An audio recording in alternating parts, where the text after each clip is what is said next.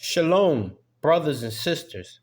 I want to do a quick video in reference to bringing some understanding to the Bible, in reference to the Bible.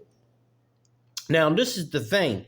I hear a lot of people say the Bible is all we need. This is what I hear a lot of people say. These are the 66 books, right? So 66 books right here. This is the American Standard Bible. I don't think this came out of a King James. This is King James. I wouldn't have broke my King James Bible down and sacrificed it. This came out of one of my bogus Bibles.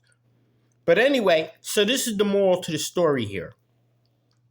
If you're a Jewish person, we're talking about the nation of Israel, the bulk of the Jewish people, they only believe in this, the Torah, the 5 books to the Bible. This is all they basically believe in. And then some of them will go to the Tanakh, which is this, right? So in some cases, you'll have both of them, some of them, depending on what type of Jew you are, because you got a lot of different Jewish, they got, different faiths amongst them. So some of them have these many books. And then most of them have these many books. You see, so their Jewish Messiah that they have over there now, he memorized these many books. The whole Torah. This is what, they all hyped about over in Israel right now. 5 books. So anyway, make a long story short, this is the deal. So you got the Jewish, the bulk of the Jew, they broke them down into different sets. I can't name the sets because I'm not that educated on them, nor do I care. But the moral to the story here is you got some that just use the Torah, and then you got some that use the Torah and the Tanakh, but they won't use the gospel.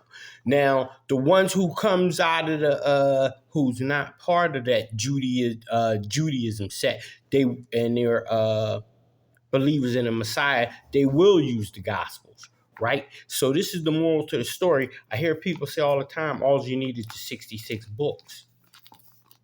This is what they say every day, all day. I hear people say this all the time. All you need is these 66 books. It tells you everything you need to know. These 66 books will give you enough understanding to bring you in line with Christ's will. You know what I'm saying? So the 66 books have the ability of that because even though they're tainted, they're touched. The books themselves tell you how they touched. You know what I'm saying? So even though they're touched, because you can't, no matter what Satan had the scribes do, it doesn't matter. Holy Spirit still going to give you understanding because you're seeking, especially if you're seeking wholeheartedly, right? So, but this is the moral to the story. This is 66 books. You got the 5 books. I don't know how many books is in the Tanakh, but you got the Tanakh. And then you got the Gospels, right? And you got the Gospels. Bam, right? So this is the deal. People in America say this is all you need. You don't need nothing else. In fact, they don't even believe in the other books. This is what they say. But as usual, in the comment section, I'm going to have pinned the verses in the Bible, right? This comes straight out of the Bible. So to make a long story short, now I didn't pick I should have picked out the stories, but I didn't because it really don't matter. And most people really ain't going to look anyway. But let me just tell a story. So in the Torah, this is the Torah, right? I think is in the book of Exodus. I'm not too for sure.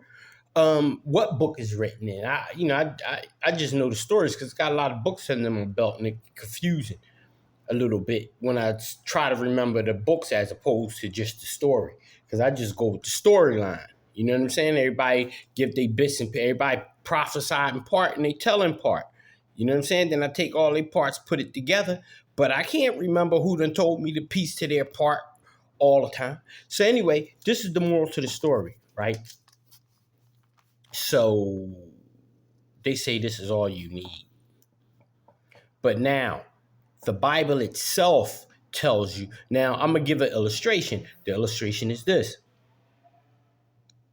Jacob's sons, I think it was Levi and Judah. I'm not too for sure. You know what I'm saying? Levi and Judah, offhand, I'm not too for sure. Let me put it like that. Levi and Judah went in because the prince of the city had forcefully took their sister Dinah and made her his woman. You know what I'm saying? But this is what let me illustrate on that part right there. When you read in the Bible that story, it'll use the word they. They did these things to her. It was only one person who did these things to her, and that was the prince of the city. You know what I'm saying? Because his father was king.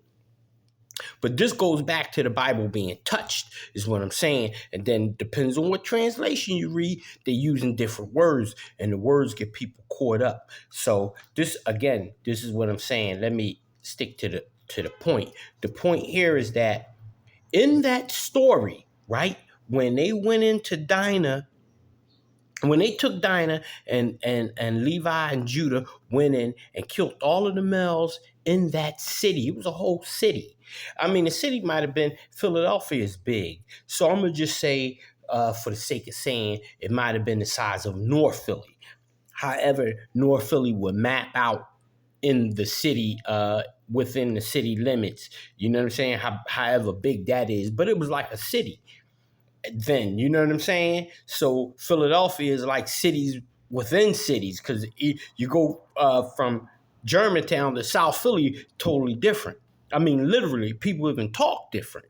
So this is what I'm saying, right? So it says that Judah and Levi went in and they killed everybody. And after they killed everybody, you know what I'm saying, all of the guys, and they left, and their father Jacob was like, why did y'all do that? You know what I'm saying? Now all their cousins, because all of the neighboring villages around that city that they did that to, which was other cities, was all related. And Jacob said, listen, their cousins going to come and they're going to take vengeance on us. And so pack up the stuff and let's leave. And then the story stops right there as far as the Bible go. As far as the 66 books go, these books we looking at right here, the story stops. You see what I'm saying? So let's talk about Christ real quick. You know what I'm saying? Because this is the number one person in the Bible. The first, this is the number one, which is Christ. The number two person in the Bible is Adam. You know what I'm saying? Because the story was already laid out before Adam even came into the picture. So Christ is the first person in the most important person in the whole scriptures. Okay, so now let's talk about that for a second, right? So when Christ was a baby, the Holy Spirit came to Mary and came to Joseph and said, listen, in the middle of the night, so they didn't have time to pack. It wasn't no time to be like, grab bug out bag, let's roll. Ain't nobody thinking of no damn bug out bags. They live in their life. Holy Spirit came and said, listen, the angel, sent the angel, came and said, listen, y'all need to bounce. I mean, right now, get up and get whatever you could get and roll. And that's what they did. You know what I'm saying? So that day when they got up and left Bethlehem and was on their way to Egypt by foot wise is like a 3-month walk. We talking about walking. They didn't have cars. They had a donkey. They ain't moving at the speed of the donkey. The donkey is moving at the speed of them. Because Joseph is pulling the donkey as they rolling through. So the moral to the story here is, so, you know, what happened right there? How long did it take them to get to Egypt from where they was at? What happened when Christ got into Egypt and all of these things? You see what I'm saying?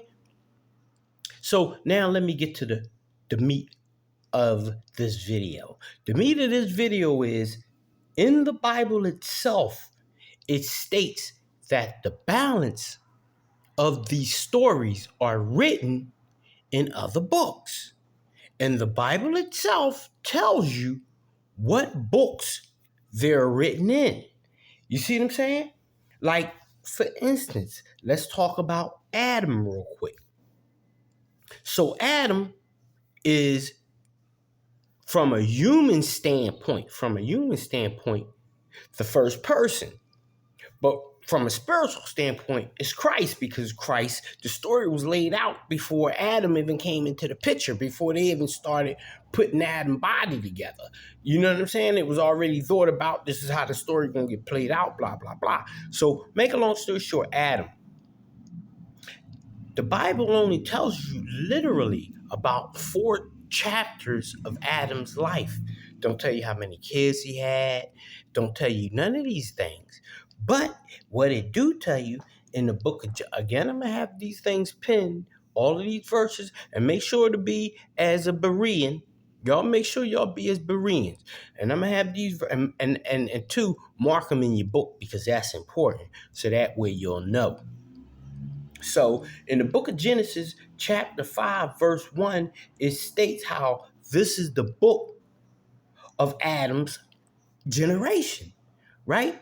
So the moral to the story here is it's a book about Adam and Eve and all of these things. And it tells you right there in the scriptures.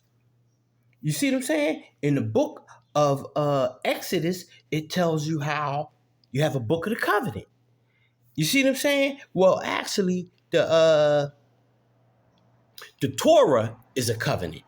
Now, when people say the Torah and the Gospels, they say that the Torah is done away with because of the gospel, because Christ came. This is what it is.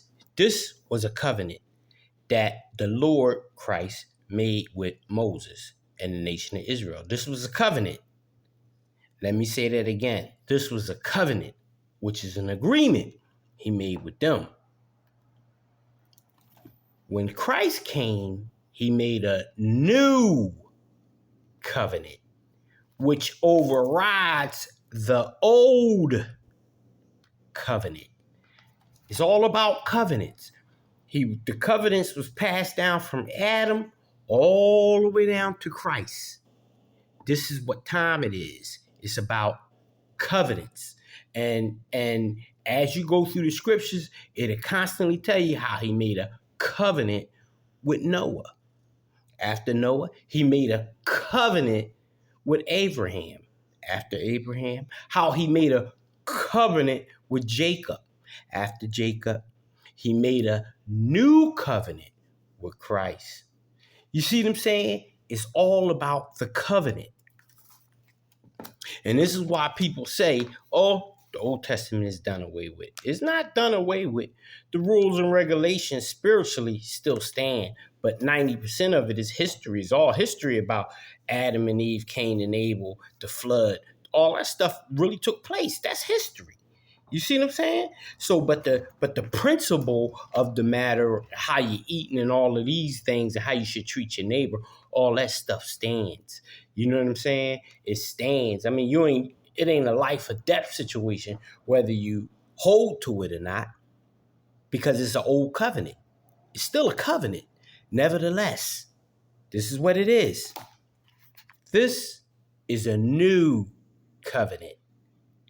And the new outrides the old. That's why Christ say you can't put new wine into old wine skins. They'll burst. The wine is too rich for the old. You see what I'm saying? And that's all I'm saying. The moral to the story here is, again, pinned in the comment section, is that there's other books that the Bible itself says in these books are the balance of the story. I didn't write the Bible. You see what I'm saying? So either you really believe the Bible or you really don't. There's only one of the two. Because if the Bible tells you over and over again, this is another book, and this is another book, and this is another book, and this is another book, and then you say, I don't believe it, it's not on God. God is not the author of confusion. But for a person to say, this is all you need, that person is lacking in understanding. And all that you get, make sure that you get understanding. Shalom.